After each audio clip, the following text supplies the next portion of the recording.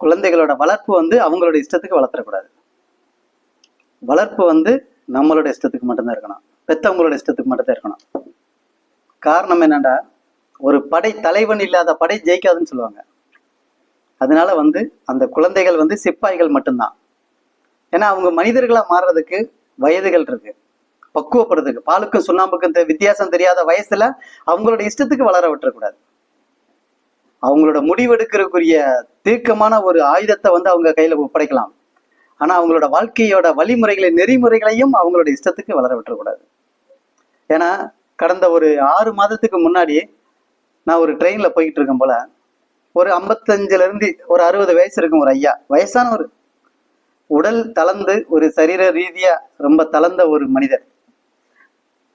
அவரு என்னோட கல்கத்தால இருந்து நான் வந்து ரிசர்வேஷன்ல வர்ற அந்த கம்பார்ட்மெண்ட்ல தான் அவர் இருக்காரு.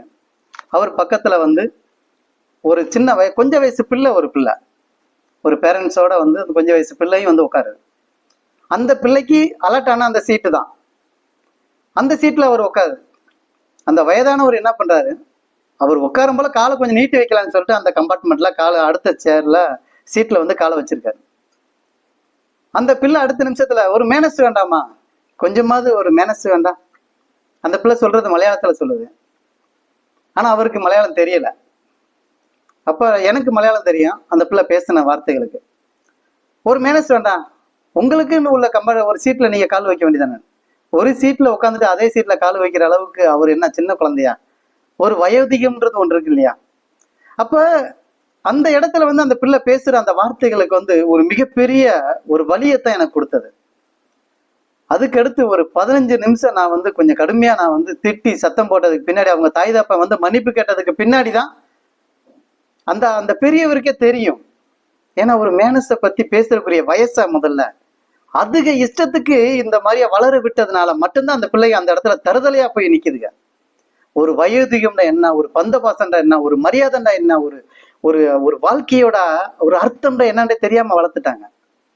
முதல்ல வந்து ஒரு குடும்பத்துல பெரியவங்களை எப்படி மதிக்கணும், சின்னவங்களை எப்படி மதிக்கணும், சின்ன குழந்தைகள்கிட்ட எப்படி பழகிக்கிறணும், பெரியவங்களா ஆகி மாறி வரும் போல நாம எந்த மாதிரி, அப்ப கலாச்சாரத்தை கத்துக் கொடுங்க. அதுதான் நம்ம வந்து நம்மளோட ஒரு மிகப்பெரிய ஒரு கடமை. கலாச்சாரத்தை கற்றுக் கொடுங்க. நாகரிகத்தினால நாம வாழ்ற வாழ்க்கையெல்லாம் மிகப்பெரிய சூன்யமா தான் போய் அந்த குழந்தைகளோட எதிர்காலத்தை பாதிக்குது. அதனால வந்து தயவு செய்து குழந்தைகளோட வாழ்க்கை நெறிமுறைகள் வந்து அவங்களோட இஷ்டத்துக்கு விட்டுறாதீங்க.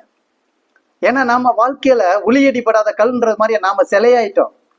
நாமள அவங்க வணங்கத்தான் செய்யணும். சிலையாயிட்டோம், நாம வந்து அவங்க செதுக்கத்தான் செய்யணும். அவங்க சிலையாகிறது வேற, நாம செதுக்கிக்கிட்டே தான் இருக்கணும். அதனால வந்து ஒரு தாய் தகப்பனோட அரவணைப்புலையும் தாய் தகப்பனோட கண்டிஷன்ல மட்டும்தான் அந்த குழந்தை வளரணும்ன்றதுதான் என்னோட அழுத்தமான தீர்க்கமான ஒரு முடிவு.